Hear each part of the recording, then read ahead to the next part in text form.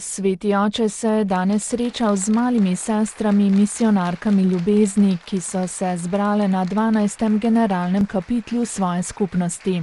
Za temo so izbrale v celoti se dati Bogu, da bi bile v celoti za bližnje. Male sestre misionarke ljubezni, učenke misionarke, radostne pričevalke ljubezni na periferijah sveta.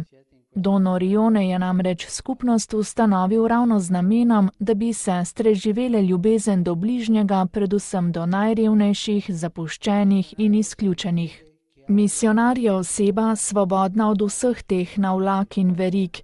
Je oseba, ki živi, ne da bi imela kaj svojega, živi samo za Gospoda in njegov evangelij.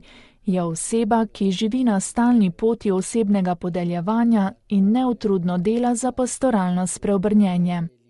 Misionar je tudi oseba, v kateri prebiva Sveti Duh. Duh je namreč tisti, ki učence spominja na vse, kar je Jezus rekel. Kar se od misionarja pričakuje je, da je Duhu poslušna oseba.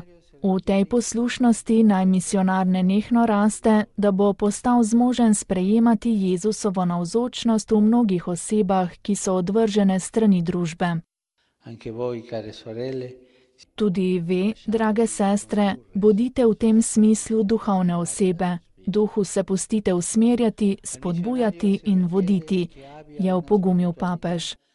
Od misionarja se prav tako zahteva, da ima duhovnost, ki temelji na Kristusu, na Božji besedi in na liturgiji.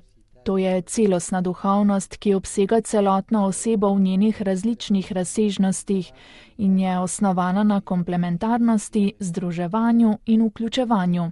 Ta duhovnost bo sestram omogočila, da bodo istočasno hčere neba in hčere zemlje, mistikinje in prerokinje, učenke in pričevalke. In navsezadnje, od misionarja se zahteva, da je prerok usmiljenja, je bil še zadnji poudarek, ki ga je hotel narediti papež Frančišek.